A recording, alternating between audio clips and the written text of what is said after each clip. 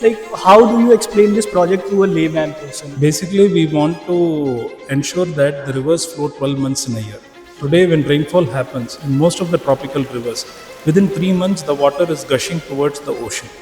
How to stop this? When rainfall happens, there is no tree root which can hold the water and put it inside the soil into the deeper aquifers, recharge the aquifer, and so that the water can flow through gravity throughout the year.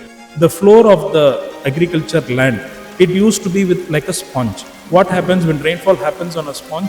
The water can slowly ooze out. It doesn't ooze out immediately. So how to convert this land into sponge? That is the whole idea of Cauvery Calling and Safe Soil.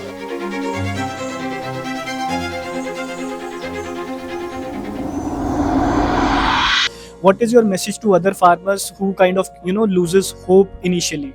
I suggest to the other farmers, this is the concept we followed more than 1,000 years in our country. So if we simply follow the concept adopted our ancestors, definitely they will get more income. What my forefathers did is that whatever crops that they grew, they were cultivating, plowing the soil and growing. But they also trees on the boundary of their lands. They had small groves of trees if they are growing paddy as the main crop. So this practice of growing trees as part of agriculture has been taken out since 1965 when Green Revolution entered India. We are trying to bring back this as a solution back to the farmers. Are there any plans to move it to other rivers also across India? Like, it is Cauvery Calling. The vision is for the entire world. It is not just for India or any particular state or something. We are not saying that we are not interested. We are very much interested to share our knowledge, experience, and how we conceptualize this project. Climate crisis is one of the biggest issues of this 21st century, but the sad part is it is often neglected. Today we are going to talk about an initiative that has set great examples of sustainability. We are talking about the Cauvery Calling project. More than 2.5 lakh farmers have shifted to tree-based planting through this initiative, and over 130 million trees have been planted. So what is it really? Let's dig deeper into it and let's try to find out what is this project really all about. We are joined by Mr. Anand, who is the project director of Cauvery Calling, and he will tell us what is the project really all about and all the details about it. Thank you so much, sir. Thank you so much for talking to Times Now, sir. Absolutely, it's a pleasure sharing our experience with you. Sir, first of all, my very first question is like, how do you explain this project to a layman person? Like, what is this project? What it is really all about? Basically, we want to ensure that the rivers flow 12 months in a year. Today, when rainfall happens in most of the tropical rivers, within 3 months the water is gushing towards the ocean. How to stop this? For a layman, if suppose a person requires 100 liters of water in a week, and I give all that 100 liters in the first 1 or 2 days and say that rest of the 5 days you don't get any water, that is the situation that is happening to a farmer or in agriculture sector across the country in most tropical rivers. To revive this, what we need to do? Before we tell what we need to do, we have to understand the problem, because problem is the solution. The problem is that 87% of our vegetation in the upper catchment areas of the rivers, in most rivers, have been deforested or denuded, or it is not there. Because of this, when rainfall happens, there is no tree root which can hold the water and put it inside the soil into the deeper aquifers, recharge the aquifer, and so that the water can flow through gravity throughout the year. For a layman, how to understand this is that basically the floor of the agriculture land, it used to be with like a sponge. What happens when rainfall happens on a sponge? The water can slowly ooze out. It doesn't ooze out immediately. But in a plate, if you're just pouring water, it will immediately flow out. So how to convert this land into sponge? That is the whole idea of Cauvery Calling and Safe Soil.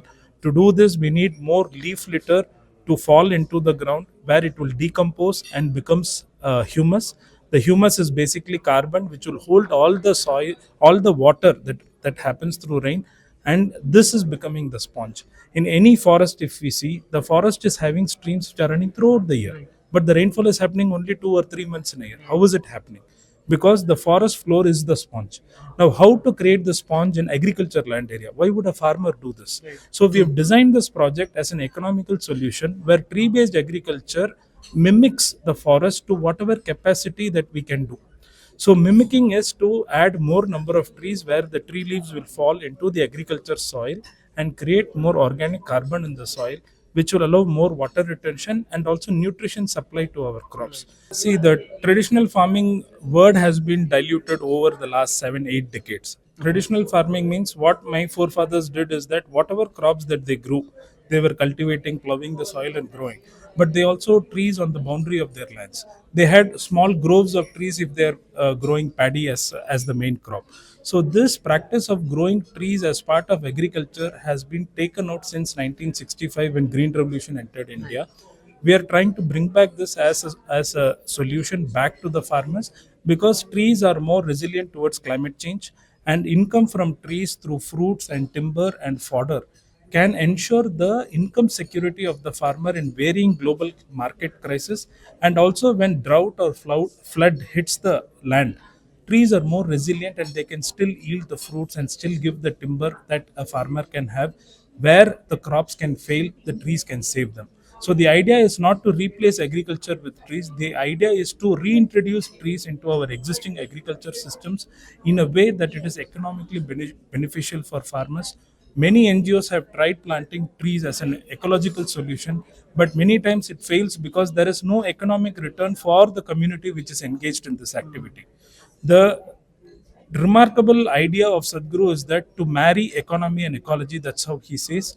If you marry economy and ecology, the solution will sustain. If you don't marry them together and only speak about ecology, it will fail. My next question is like, are there any plans to move it to other rivers also across India? Like, it is Cauvery Calling. The vision is for the entire world. It is not just for India or any particular state or something. When we launched Rally for Rivers in 2017, Sadhguru wanted this as a policy recommendation where the country decides that to save our rivers, we will increase the vegetative cover in all the river basins across the country. The policy was well received. The government of India in 2018 June, they released the policy advisory to all the state governments to implement this policy of nature-based solutions by tree-based agriculture and regenerative farming to revive river systems. It was accepted as a concept, but many people came back and say, is it scalable? Will farmers take up this plantation when we promote this in our nurseries? So like that, government as well as non-governmental organization raised this question that is it a really large scale project that can be implemented by various states. That's why Sadhguru 2 years later in 2019 started Cauvery Calling to create a proof of concept that at a very large scale, Cauvery basin is 84,000 square kilometers. More than 8 crore people are dependent upon Cauvery's water for agriculture and drinking. If we are able to turn one river system completely into this kind of a practice, then it becomes a proof of concept for other state governments and other organizations, whether it is within the country or across the globe. For them to take it up, this scale of proof is required. That is why we have focused only in Kaveri. We have not started Godavari or Ganga or other things. We are not saying that we are not interested. We are very much interested to share our knowledge, experience, and how we conceptualize this project. But we don't have the bandwidth to parallelly run a Cauvery Calling size project at the same time take up another river system. We have been engaging with various policy makers, other non-profit organization and also government organizations to share our experience as technical committee people. While the 13 DPRs were created for 13 river systems by Ministry of Environment and Forest, we were privileged to be part of the technical committee to share our experience of creating the DPR and how to visualize the solution on the ground. So like this, we are trying to share our experience and knowledge through video, through our engagements on one-to-one basis and one-to-group basis, and also through various manuals and guidelines that we have created in the past. So, sir, my last question is, what is your message to the farmers and also the governments? My message is that today India is importing $5.7 billion worth of timber and timber products across the globe. This money can reach our Indian farmers. And our Pradhan Mantri's vision is that we want to double our farmers' income. Hundreds of very wonderful schemes have already been launched in irrigation, in agriculture, in subsidies to double farmers' income. Right. Tree-based agriculture can one of the key drivers of doubling this farmers' income criteria because the trees are climate resilient and they can ensure that farmers' income will also increase. At the same time, we can save all this import that we are doing from other countries. Even otherwise, we used to import from more than 30 or 40 different countries, and half of these countries have stopped exporting wood because they want to protect their forest and they want to become self-sufficient. So already India is going through timber crisis. We are not able to fulfill our requirements. The market is moving towards substitutes like PVC and metal doors and so on and so forth because of the demand in timber. So for timber or fruit, India is rightly positioned in the global stage to not only make it self sufficient but also as an export potential. After fulfilling our requirement, internal requirement, we are also equipped to supply to the entire world. So in this way, it is an economic plan for the country to envision for our farmers and also for the entire country. So today we are joined by Mr. Valuvan, who is a safe soil model farmer. We will try to understand how it has changed his life and what is this project really. My first question is, what is this project really and how it has impacted your life, sir? Yeah, before starting this type of tree-based agriculture, multi-crop, multi-tier model, I got a lot of loss in my farm. So before 2009, my maximum income was rupees 30,000 per acre. So Cauvery Calling a safe soil movement suggested this type of model farm to implement in my farm. So they suggest different types of crops in between four coconuts. Before 2009, I have only one crop, coconut. Coconut is the only one crop. Now I have more than 14 crops like nutmeg, pepper, and different types of trees, banana, curry leaves, elephant yam, turmeric, fruit value trees, then harika nut, like that. So if one crop fails or if one crop cost less in the market, we can get more income from other crop. So this is the solution for this is the solution for monoculture cropping. So can you please, for a layman farmer who does not know all of these terms, can you please explain what is tree-based farming and how is it different from traditional farming? Actually, this is the traditional farming. This is not new one. In India, we are practicing more than 1,000 years this type of farming only. 50 to 70 years, just we lost and everything. We are practicing monoculture cropping. If we do our ancient method of farming, definitely we must get income. As you mentioned in the press conference also that it takes a lot of time. So how were the initial years? Like what were the challenges that you faced in the initial years? Already soil was actually we spoiled the soil, topsoil, but that will take a few years to recover their nature.